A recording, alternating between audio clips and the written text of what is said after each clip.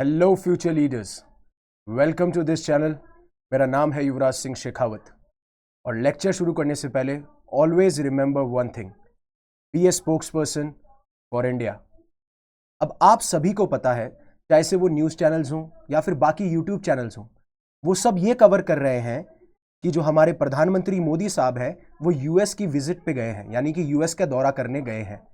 आपको ये भी पता है कि पहले उन्होंने फ्रांस को विजिट किया और उसके बाद में अब वो यूएस पे लैंड कर चुके हैं और रीसेंट रिपोर्ट्स की माने तो वो तुलसी गबार्ड से भी मिल चुके हैं और अब वो डोनाल्ड ट्रंप से भी मिल चुके हैं।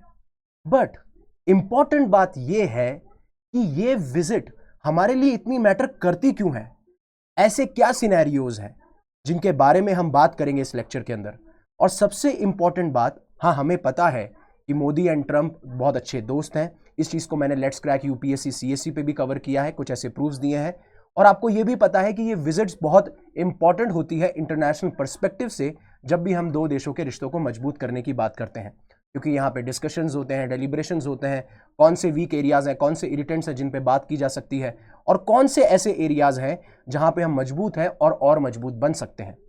बट रिसेंटली पीएम साहब की ये जो विजिट है बहुत इंपॉर्टेंट हो जाती है, स्पेशली जिस तरीके से ट्रंप जो है एग्रेसिव निकल के आ रहे हैं इस अपने ट्रंप 2.0 में, यानी कि अपने दूसरे कार्यकाल में। और जिस तरीके से अभी रिसेंटली इमिग्रेशन इशू हुआ जहां पे इंडियन इलीगल इमिग्रेंट्स को डिपोर्ट किया गया और जिस तरीके से उनका ट्रीटमेंट हुआ, वहां से काफी सवाल खड़े हुए। इसलिए हम उन इश्यूज की बात करेंगे जिस वजह से पीएम मोदी साहब की ये जो विजिट है वो बहुत ज्यादा इंपॉर्टेंट और सिग्निफिकेंट बन जाती है। तो चलिए शुरू करते हैं। तो जैसा आपको मैंने बताया कि पहले वो फ्रांस के दौरे पे गए और उसके बाद में उन्होंने यूएस को विजिट किया और अभी वो यूएस की यात्रा पे हैं। अब पहले अटकलें ये लगाई जा रही थी कि हम वहां जाएंगे और उसके बाद में टैरिफ्स पे डिस्कशन होगा, मतलब ऐसा टैक्स जो कि इंपोर्ट और एक्सपोर्ट यानी ट्रेड के दौरान लगता है दो देशों के बीच में, राइट, उस पे बात करनी होती। लेकिन उस विजिट से पहले ही ट्रंप साहब ने क्या किया, स्टील पे भी टैरिफ लगा दिया 25% और एल्यूमिनियम पे भी लगा दिया, और ये यूनिवर्सल टैरिफ लगाया है। और इस बार तो उन्होंने साफ साफ ये कहा है कि मैं किसी भी देश को कोई छूट नहीं दूंगा, यानी मैं किसी भी देश को एग्जेम्प्ट नहीं करूंगा। और ये अटकलें लगाई जा रही थी कि ये ऐसा करेंगे, बट इंडिया पहले विजिट करेगा उसके बाद में शायद डिस्कशन हो, लेकिन उन्होंने पहले ही लगा दिया। और फिर दूसरा मुद्दा जो सबसे बड़ा इंपॉर्टेंट है कि किस तरीके से यूएस ने अराउंड 15,000 इंडियंस को 2009 से डिपोर्ट किया है। और काफी मीडिया में, सोशल मीडिया पे, पार्लियामेंट पे ये सवाल उठा कि ऐसा कैसे कर सकते हैं, ऐसा कैसे हो सकता है। मैं आपको इसके बारे में भी बताता हूं, नजर आऊंगा कि ये कब से प्रोसेस चल रहा है, बट कौन सी बात ऐसी है जिस पे मोदी साहब ट्रंप से बात करते हुए नजर आएंगे when it comes to illegal deportation, this deportation, right, of illegal immigrants, right. तो आगे बढ़ने से पहले जहां पे हम सारे इश्यूज के बारे में बात करेंगे, अनअकैडमी आपके लिए लेके आया है flat 50% of on all it's courses और साथ साथ में 6 महीने का फ्री एक्सटेंशन।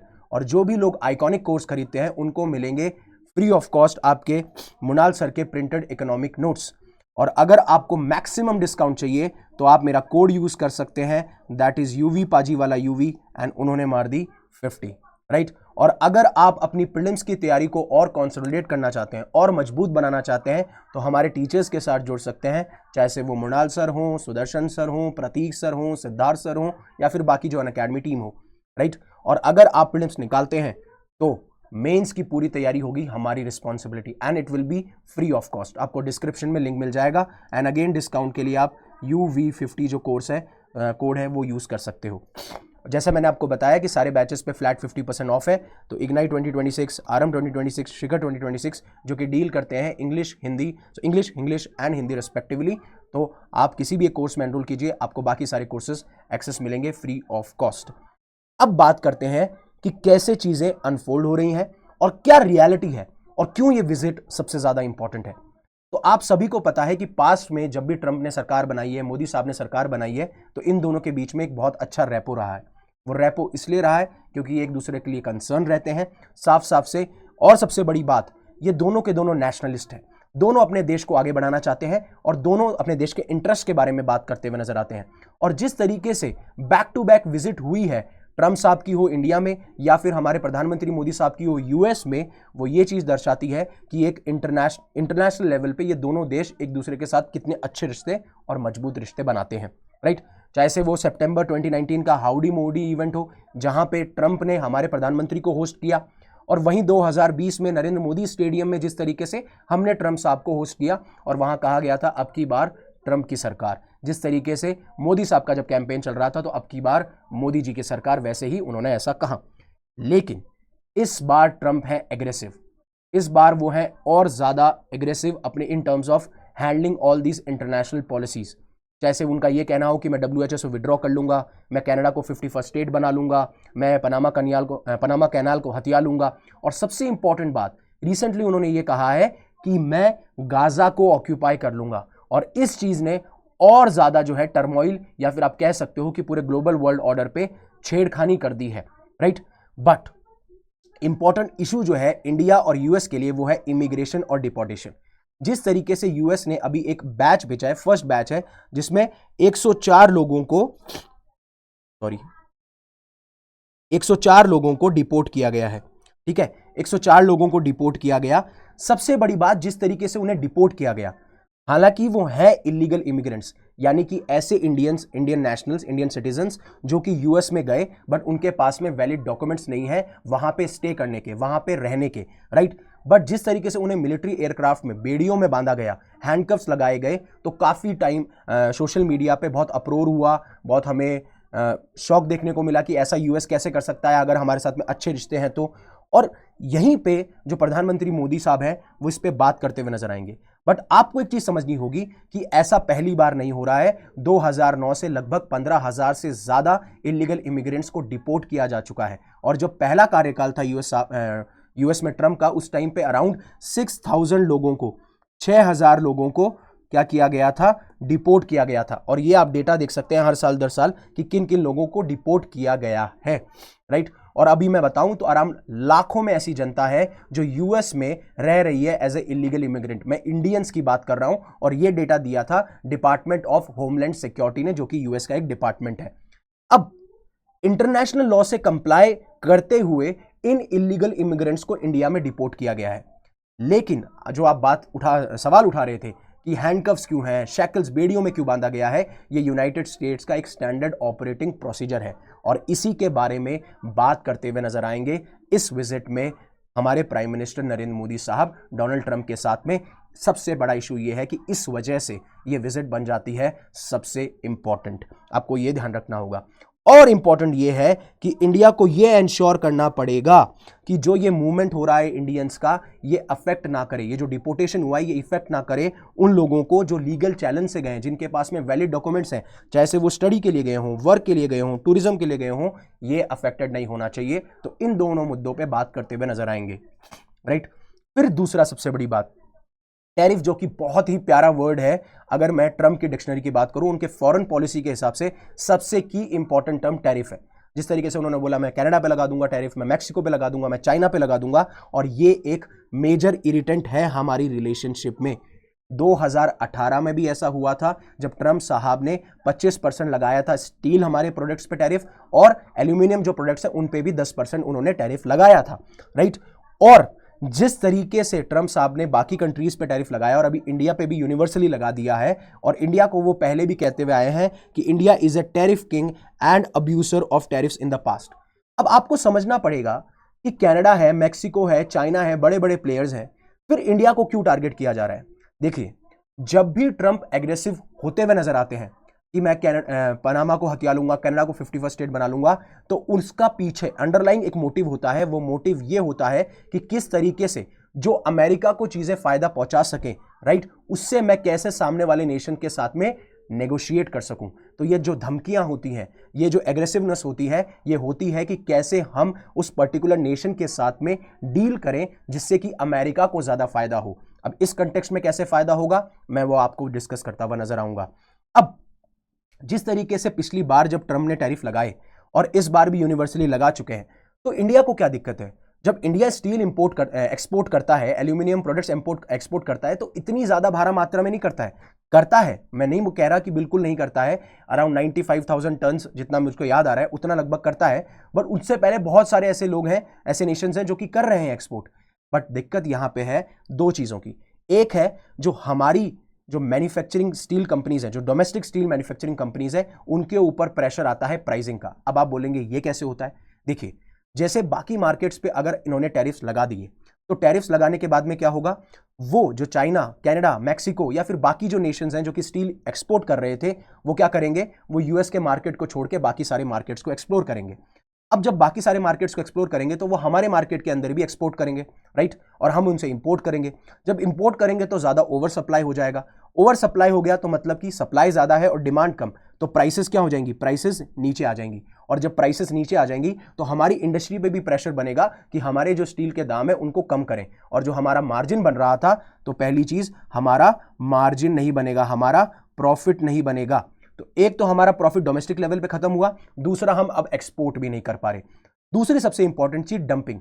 जब एक फॉरेन कंट्री, जब उसे पता है कि उसके पास में बहुत सारा माल पड़ा है और उसे कैसे ना कैसे बेचना है, तो जो उसकी प्रोडक्शन कॉस्ट आई है उस स्टील को बनाने की, मान लीजिए कि 10 रुपए कॉस्ट आई थी, तो वो क्या करेंगे, वो बाहर मार्केट में उसको 8 रुपए में बेचेंगे, जिससे कि उस प्रोसेस को हम डंपिंग कहते हैं। जब आपकी जो मैन्युफैक्चरिंग कॉस्ट आई है, जो प्रोडक्शन कॉस्ट आई है, उससे कम दामों में आप दूसरे मार्केट में बेच रहे हो, क्योंकि आपका मकसद ये है कि उस देश की जो मैन्युफैक्चरिंग या डोमेस्टिक कंपनी है उसको हम तबाह कर दें। हाँ, हालांकि हम एंटी डंपिंग ड्यूटीज लगा सकते हैं, बट मैं आपको सिनेरियोज बता रहा हूं कि किस तरीके से ये पैन आउट होते हुए नजर आएंगे। और मैंने जैसे आपको बताया कि ट्रंप हमेशा से ऐसे थ्रेट्स को यूज करते हुए आए हैं जिससे कि वो नेगोशिएट कर सके बेटर, और उसी का नतीजा है कि हम उस विजिट में जाने से पहले हमने क्या किया, जो मोटरसाइकिल्स थी उन पे क्या किया, हमने टैरिफ्स को कम कर दिया। इलेक्ट्रिक बैटरीज पे हमने टैरिफ्स को कम कर लिया अहेड ऑफ मोदीज विजिट, जिससे कि कॉन्वर्सेशन स्मूथ हो सके, हम ये रिफ्लेक्ट कर सकें कि हम ये नहीं चाहते कि हमारे रिश्ते खराब हो, राइट। तो अब एक बहुत ही ज्यादा प्रेगमेटिक अप्रोच हमें लेनी पड़ेगी, एक ऐसी ट्रेड डील जिसमें हम दोनों को फायदा हो। अब अमेरिका को कैसे फायदा हो सकता है? जब अमेरिका बोलेगा कि मैं टैरिफ्स लगा रहा हूं और आपको टैरिफ्स नहीं लगाने, तो आप अमेरिकन प्रोडक्ट्स के लिए अपना मार्केट खोलिए, और अपना मार्केट खोलने का मतलब है कि आप टैरिफ्स को कम कीजिए। फॉर एग्जांपल, जिस तरीके से 2010 में जो अमेरिकन आइकॉनिक एक बाइक आया करती थी, हार्ले डेविडसन, राइट, तो हार्ले डेविडसन जो है 2020 के अंदर अपनी पूरी मैन्युफैक्चरिंग और सेल्स को बंद करके चले जाता है। उसका वन ऑफ द रीजंस था कि जब ये बाइक हम इंपोर्ट करते थे अमेरिका से, तो इनके ऊपर बहुत ज्यादा हैवी टैक्सेस लगाए जाते थे, जो इंडियन मास इनको अफोर्ड नहीं कर पाते थे। बाकी सारे रीजंस भी हैं कि इंडिया के मासेस के लिए अफोर्डेबल नहीं था, इस वजह से। दूसरा, जो इंडिया का एक एनवायरमेंट है, जो रोड्स हैं, उनके लिए भी थोड़ा फीजिबल नहीं है, तो ये जो है मैन्युफैक्चरिंग बंद हो जाती है। और इसी वजह से मैं आपको कह रहा हूं कि ये दो मुद्दे हैं, जहां पे मैंने बात करी इमिग्रेशन की, जहां पे मैंने बात करी टैरिफ्स की। अब बात करते हैं strategic alignment on China. Trump पहले यूएस प्रेसिडेंट थे जिन्होंने चाइना को बोला था कि ये हमारे लिए एक स्ट्रेटेजिक थ्रेट है और यूएस का दुश्मन है, यानी राइवल है, और ये साफ साफ 2017 की नेशनल सिक्योरिटी स्ट्रेटेजी में स्पेल्ट आउट किया गया था, यानी कि मेंशन किया गया था डोनाल्ड ट्रंप के द्वारा। एक मैक मास्टर है, उन्होंने किताब भी लिखी है, जैसे कहते हैं कि जो जापानीज नेशनल सिक्योरिटी एडवाइजर हैं या फिर जो इंडियन फॉरेन सिक्योरिटी एडवाइजर थे, उनका सबसे बड़ा कंसर्न था जिस तरीके से चाइना अपनी एग्रेसिवनेस और असर्टिवनेस इंडो पैसिफिक रीजन में दिखाता नजर आता है। क्योंकि डोनाल्ड ट्रंप हो, यानी यूएस हो या फिर इंडिया हो, दोनों का मकसद यह है कि इंडो पैसिफिक रीजन स्टेबल रहे। जैसे कि साउथ चाइना सी में आपको एग्रेसिवनेस देखने को मिलती है, वैसी इंडो पैसिफिक रीजन में आपको देखने को ना मिले, और उसको काउंटर करने के लिए इंडिया सबसे बड़ी पावर उभरते हुए नजर आता है। इसलिए यूएस का भी एक बहुत बड़ा इंटरेस्ट है इंडिया में, और इंडिया भी इस चीज को जानता है कि चाइना को कैसे टैकल किया जा सकता है। और उसी की वजह से 2017 के अंदर क्वाड को रिवाइव किया गया, जिसका मेन ऑब्जेक्टिव यही था कि हम चाइना को कैसे काउंटर कर सकें। और 8 साल के बाद में भी अगर आप बात करोगे तो क्वाड फॉरेन जो मिनिस्टर्स हैं या फिर जो जयशंकर साहब हैं, वो इस जो चाइना का एक एलिमेंट है, चाइना का जो असर्टिवनेस है, उसको कैसे काउंटर किया जाए, आज भी वो उस चीज पे अलाइन है। तो तीसरा जो सेक्टर है जिस पे बात करते हुए नजर आएंगे, वो आएंगे कि कैसे हम चाइना को काउंटर कर सकते हैं। और ये जो प्रोसेस है, जो ये विजिट है, ये इंपॉर्टेंट इसलिए भी बन जाती है कि हम कहीं ना कहीं टेक कॉपरेशन की बात करेंगे। और आपको पता है कि आईसीईटी, ठीक है, आईसीईटी में यूएस और इंडिया जो है, जो कि इमर्जिंग और क्रिटिकल टेक्नोलॉजीज होती हैं, उसके बारे में भी बात करते हुए नजर आते हैं। तो ये काफ़ी सारी चीज़ों के बारे में बात करेंगे, जैसे वो एआई हो या फिर क्वांटम कंप्यूटिंग हो। और ये भी क्रूशियल है क्योंकि यूएसए को भी पता है कि अगर हमारा कोई कंपटीशन है एआई स्पेस के अंदर, वो चाइना है। लेकिन अभी जैसे यूएस फ्रांस की जब विजिट की थी हमारे प्रधानमंत्री मोदी साहब ने, तो उन्होंने कहा कि अब हम आर्टिफिशियल इंटेलिजेंस में, हम रेस्पेक्ट करते हैं चाइना की, हम रेस्पेक्ट करते हैं यूएसए की, बट हम आर्टिफिशियल इंटेलिजेंस में इंडिपेंडेंट होना चाहते हैं। हम अपने खुद के लैंग्वेज लर्निंग मॉडल्स लाना चाहते हैं, हम खुद के एआई सॉफ्टवेयर्स लाना चाहते हैं, जिससे कि हम इन लोगों पे डिपेंड ना हो, इन नेशंस पे डिपेंड ना हो, बिकॉज कहीं ना कहीं वो हमारी जैसे इकोनॉमी हो, पॉलिटी हो या फिर सिक्योरिटी हो, उसके लिए खतरनाक थ्रेट बन सकता है अगर हम इन टेक्नोलॉजीज के लिए बाकी नेशंस पे डिपेंड करते हैं। तो होपफुली आपको ये पूरा आर्टिकल अच्छे से समझ में आया होगा, जहां पे सिर्फ मैंने ये बात नहीं करी कि ये विजिट है, ये विजिट हमारे लिए क्यों इंपॉर्टेंट है और कौन कौन से ऐसे मुद्दे हैं जहां पे बात होने वाली है। हालांकि देखिए, मैंने ट्रेड के बारे में बात कर ली, मैंने चाइना के बारे में बात कर ली, मैंने इमिग्रेशन, मैंने डिपोर्टेशन के बारे में बात कर ली, और मैंने बाकी अपने लेट्स क्रैक पे डिफेंस के बारे में बात की है। डिफेंस भी एक बहुत बड़ा मुद्दा होने वाला है, जिस तरीके से अब हम डाइवर्सिफाई कर रहे हैं when it comes to buying defence equipments from different countries, चाहे वो रशिया हो, चाहे वो फ्रांस हो। तो होपफुली आपको ये लेक्चर पसंद आया होगा। अगर पसंद आया तो प्लीज़ लाइक कीजिए। अगर आपकी लाइफ में ये वैल्यू ऐड कर रहा है, आपको लगता है किसी और की लाइफ में वैल्यू ऐड कर सकता है, तो इसे शेयर कीजिए और ऐसे ही रेगुलर कंटेंट के लिए हमारे चैनल को सब्सक्राइब कीजिए।